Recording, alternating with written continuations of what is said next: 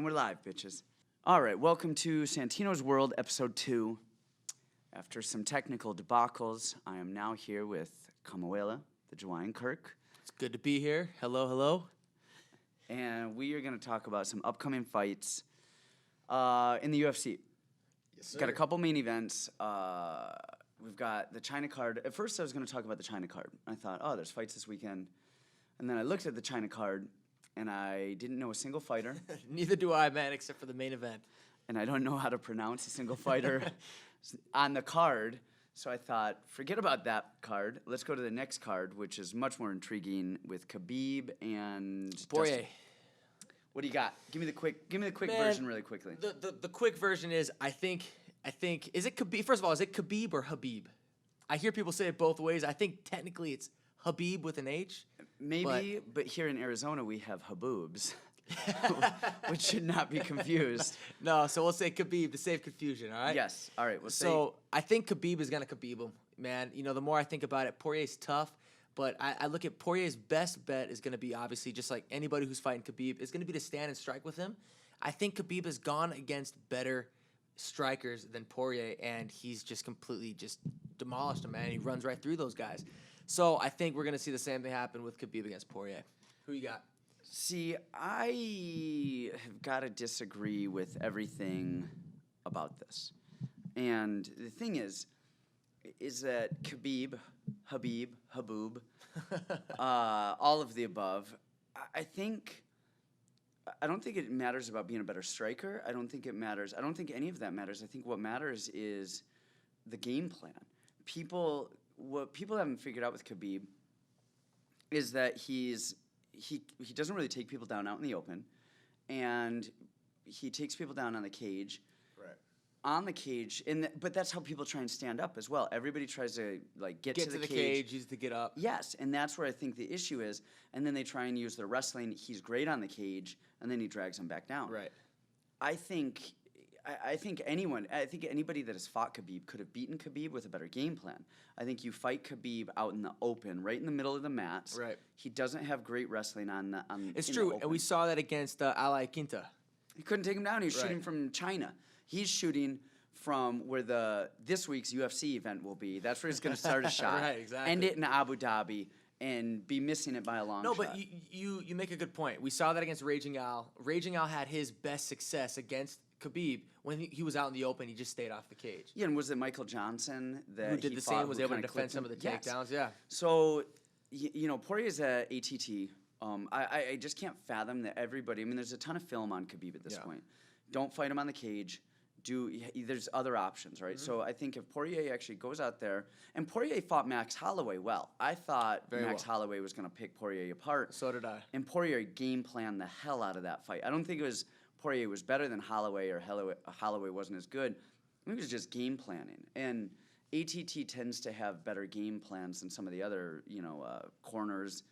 And so I think if Poirier will fight him out in the open, and then if he does get put on his back, use jiu-jitsu. Don't try and get to the cage. Don't try and stand up. Start attacking legs. Start attacking some submissions. Not because you're going to get a submission on him, but it's going to give you some space to create. To get back up to back up to his feet. If he does that, I could see him having a lot of success against Khabib. But it's easier said than done, and he's got a big task. You know what I mean? So we'll see, man. I personally still think that Khabib is going to find a way to win. But if Khabib can't take him down and Poirier stays off the cage, that could be a tough night for him. Yeah, I think this shit always bites me in the ass because I think I've gone against every guy that I go against, and Khabib is no differently. They always prove me wrong, and I always thought, and the thing is I think Khabib is such a one-trick pony. It's just you know what he's gonna do. He's like Ronda Rousey, man. You knew what Ronda was gonna do, but could you stop it? Yeah. She was so good at getting girls on their backs and armbarring them. She would Sanderson. throw them and exactly. Can you stop it? Yeah, that's gonna be the thing. And Cal Sanderson, undefeated in college wrestling, he's gonna go out there and ankle pick your ass. Are you gonna stop him? Yeah, you know what to expect. Yeah. What are you gonna do about it? The thing though is I think if we can I just can't fathom that nobody is watching tape on Khabib going, there's got to be a better way. If Poirier does nothing else except for stay away from the fence, he wins. I think so. Can he stay away from the fence?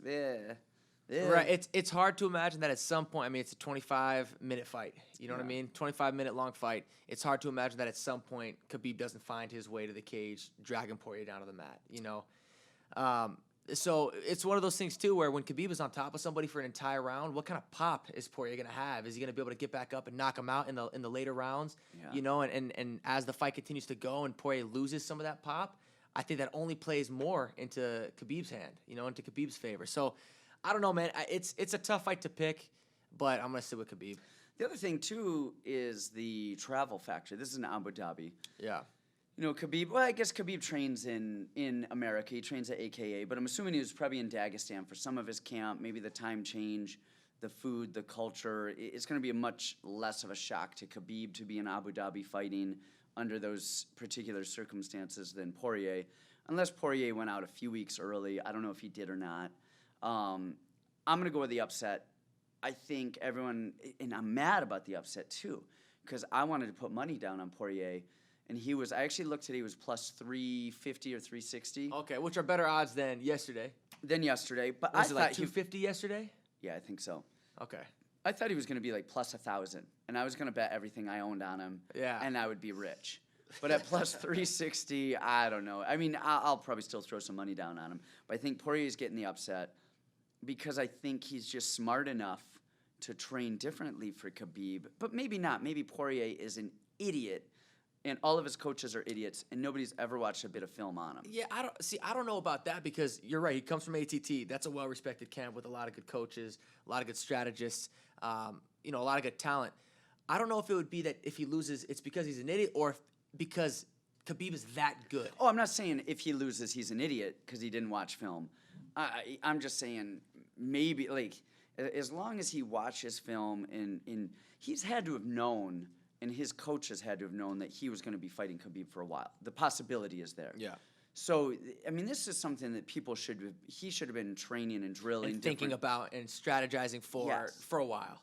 Exactly. And if he didn't do that, then shame on him. Right. Because all of the film is out there. All of the tape is out there for him to do this stuff. Yeah. Yeah, man, it's going to be a good fight. On the undercard, which could be a showstopper, a show stealer, not a stopper, a stealer. Barboza and Paul Felder. And yeah. Is that the undercard or is that the co-main? Well, it's co-main. I just mean on the undercard of the main event. Got it. So that's the co-main event, which is a rematch. Yeah. And they first fought in 2015. All right, so that's 4 years ago, depending on the spread of what month it was and everything. 4-ish years ago. And what I noticed, I was looking up some stuff on this, and 4 years ago, Paul Felder was 31. And Edson Barboza, I don't know, is 4 years younger than he is. But Edson is younger. I think Edson is 33 now. Felder is 35. And the 2 years doesn't matter if you're 28 and 30. If you're 26 and 28. Right. But at 33 and 35, every year starts to count. might matter. And we don't know. At some point, it matters. And it's generally 35, 6, 7, somewhere in that range. Where people start to feel it. They start to look old. Yes. You can see it. The stiffness. They just don't move the same way. And it's weird because it hits people so quickly. I mean, literally, they might look phenomenal in their last fight. And then they fight, and you see them, and they go, "What happened between 6 months ago and now?" This Father Time forgot that bitch slap. Yeah. He was like, "Oh man, I forgot about this. I got to go back here really quickly. Let me grab this guy." But no, I mean, you see certain guys, and they're a completely different person, and then they never look the same. They never look the same. But they always try and look the same. So they keep fighting and chasing and chasing and chasing, and then they just get knocked out 17 times in a row. Yeah. And they're like 20-2 record turns into like 20-15. But that said, I think the fight, we'll get to predictions in a minute. Okay. The breakdown, I was watching some film, and Edson is significantly faster. He is significantly faster. Honestly, I think he's a lot more fluid than Felder as well. Like, he just looks like a shark grabbing something out of the water. Like, he was designed genetically to kickbox. Right. This is just what this man was, is bred for. He's fast. He's a much better kicker. I think Felder, I think, is a better puncher, in not even necessarily in his offense, but Felder actually keeps his hands up. He stays in the pocket, chin down, hip set. A more technical boxer. Yes. Yeah. And Barboza actually frames out, reaches with his hands a bit, and kind of pulls away. Looks for the knees, looks for the kicks. Yes, and because of that, he tends to get clipped. Gaethje clipped him. Jamie Varner clipped him. He likes to kick people. He does not like to get punched.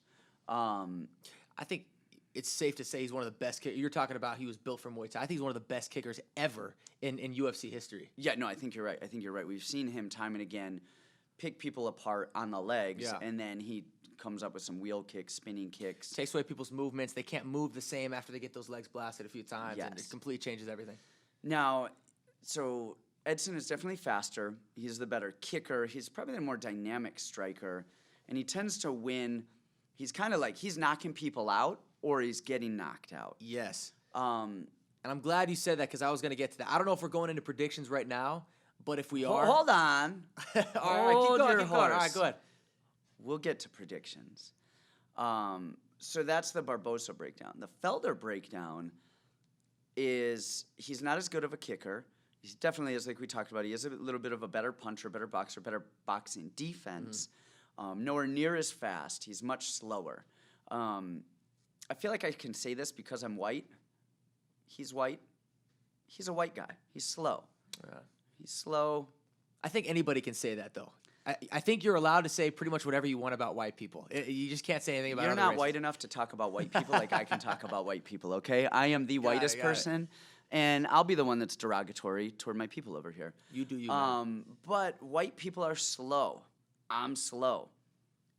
I'm not this other thing, but he is, like other white people. He's durable, too. Very. And he's more durable than Barboza. He loses decisions. You know, he's gotten cut. He got cut once. Against Mike Perry, right? Somebody else as well cut him.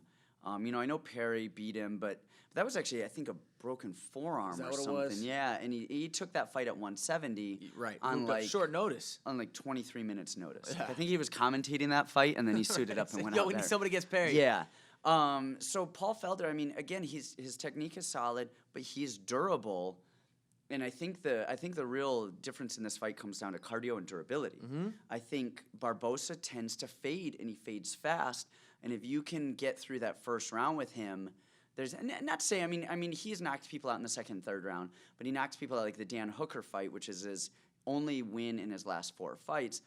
He was picking Hooker apart from the beginning. He was beating him up from the get-go, and then he just put him away in the third. But he gassed. Those fights. Felder does not gas the same way. He's a lot more durable. He's not dynamic like Barboza. And can Barboza finish him? What do you think? Do you think he can? Are we doing predictions now? Well, first I want to know if you think he can finish him. I don't want to get yelled at. And then a prediction. Okay, so do I think that Barboza can finish him? Yes.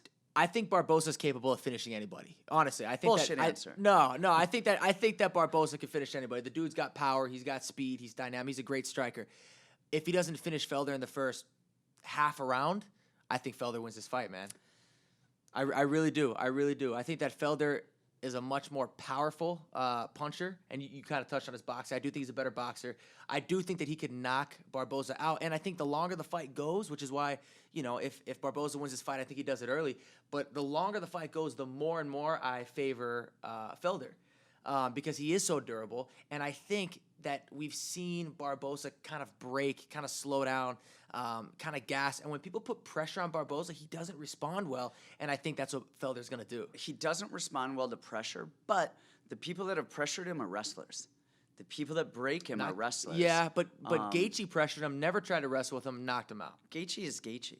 Right. Which, by the way, I would love. I know that Felder has talked about wanting to fight Gaethje. I would love to see that fight. But Gaethje pressures people in a different way. He comes at you swinging like a psychotic human being, right? And is just winging, putting everything behind every punch. Yeah, so he's kill or be killed. He's gonna get knocked out.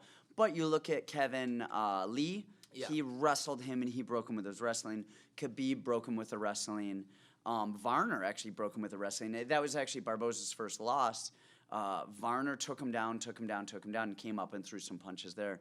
So it is a different type of pressure. I don't know that we've really seen a striker pressure Barboza the way that Gaethje did. Yeah, the way that's going to break him down, that's going to break him, that's going to physically tax him out. But then he does, but again, he'll physically tax himself out by throwing 1,400 spinning kicks in a row. Right.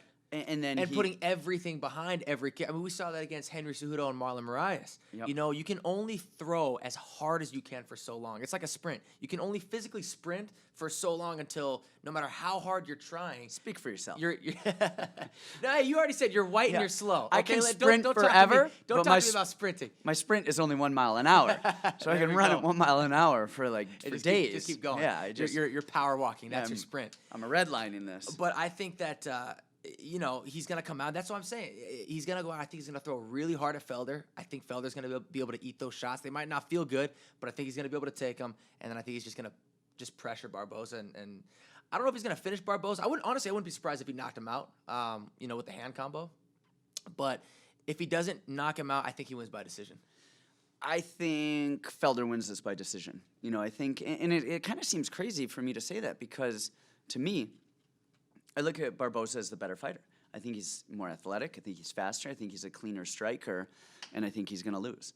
And I say as a coach all the time, the better fighter doesn't always win, and a lot of that comes down to cardio. The person who messes up first is probably going to lose, and generally the person that messes up first is the person that gets tired first. Right, not as fresh. Starts making little mistakes that your opponent starts to capitalize on. All you have to do is be good enough to be fresher coming out of off the stool in round 2, and I think Felder's going to do that. I think he's going to be too. Fresh. I don't think Barboza's going to be completely gassed coming off of. He'll still be dangerous. Yes, but he's not going to be as dangerous.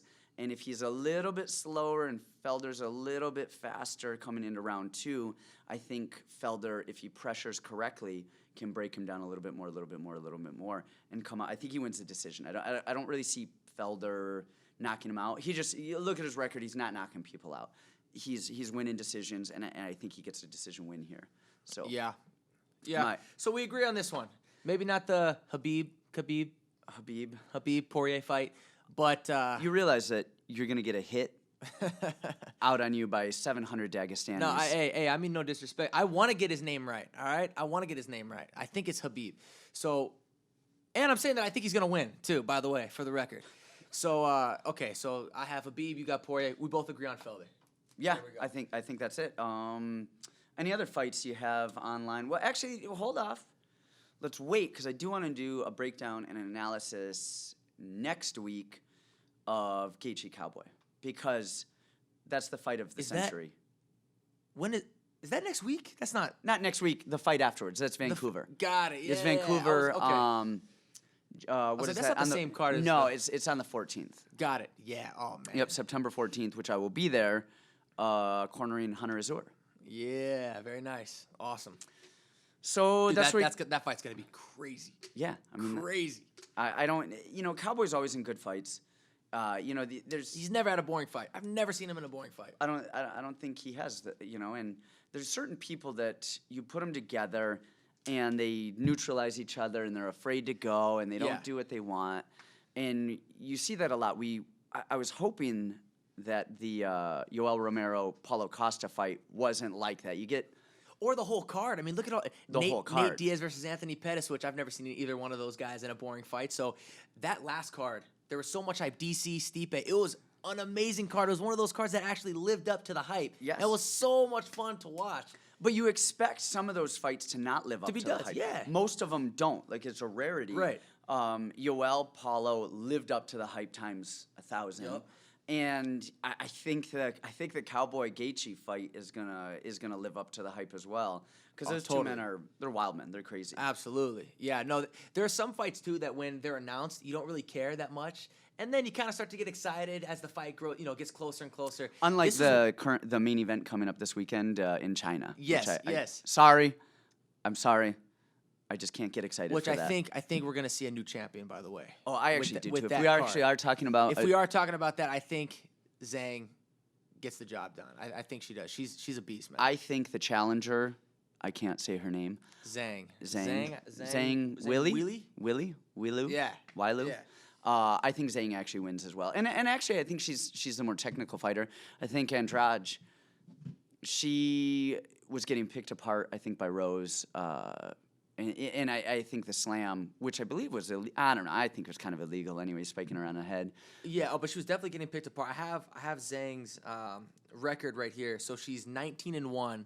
She lost her pro debut and then has won 19 straight How'd she lose her fights pro since then. debut? She lost by decision. Okay. Against, what was the record of the girl she lost by? I don't know.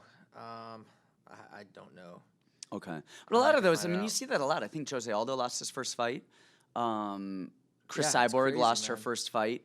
You want to know who else did? It was Bernard Hopkins.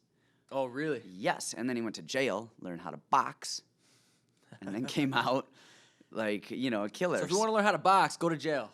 That's the secret. Or lose your first fight. Don't go to jail, kids. No, but anyway, so Zhang lost her first fight, won 19 straight, and she's doing it with finishes. She only won 3 of those 19 by decision. She has 9 knockouts, 7 submissions. So she's out there finishing fights, destroying everybody. She's had 3 fights in the UFC. 2 of those were by decision, and then one of those was a win by armbar. So she's a handful, man. I think she's gonna take the belt. I think you're right. And this is a big deal, is she's Chinese. She lives in China. Mm-hmm. She's fighting in China. Man, that is we actually have, we have a friend, Adrian Karate, who fought in China. And he said it was the worst experience of his life, being in China, being over there, trying to, deal with the time change, the food, the culture. Not that there was anything wrong with the culture in terms of the actual culture, but the culture and the way that everything was, the hotel rooms, in relation to fighting with the way he's used to fighting here in America. Yeah. Exactly. He said it was just a really bad experience. The vegetables, the food, he asked for chicken, and they took him into a meat market, took a chicken down, cut it, just chopped it up. I mean, and threw it in a bag and handed it to him. And he's like, feathers and everything. Yeah, no, literally, feathers, everything. It was just like, here's a chicken, bang, bang, bang. You're chopped up. Here's a bag. Wow. Now take your chicken and do stuff. He left his hotel room for like 4 or 5 days to go to Thailand to train for a couple of days, and then he came back. And he said the vegetables that he left in the room still looked like plastic, like they didn't rot at all. They didn't wither at all. They didn't age at all. And he said they were like neon green. He's like, they were like toxic looking vegetables. So, I mean, and he actually won his first fight over there, and then he lost the second fight over there. But he just said it wasn't conducive to fighting. I'm sure there's a culture shock when you go out there. Exactly. It's a whole different. And Raj, I don't know how long she's been in China, but maybe it's an issue, maybe it's not. But when you're talking about the little things, if Fighting at home. Exactly. If you're at 100, if both of you are at 100%, who knows what happens. But if you're at 100% and somebody else is at 99%, at a lower level that might not matter. But at the highest level, 1-2% differences in performance, these things can add up and matter sometimes. Yeah, it could definitely play a factor. But yeah, I think she's just going to be a little bit too technical. I think she's going to get the job done. But yeah, man, been some good fights. Have some good fights coming up. Definitely the one I'm looking forward to is Cowboy Gaethje. If Cowboy fought Cerrone, we're talking about Alex Oliveira. It's a whole different fight. Okay. Well, thanks a lot. Appreciate it. This is episode 2, Santinos World. Kamuela Kirk over here. And tune in, next time. Like I said, we'll be talking about, some more upcoming fights. I'll have some more rants. I've got a couple of guests that I have in mind to come on. And we'll see you guys next time.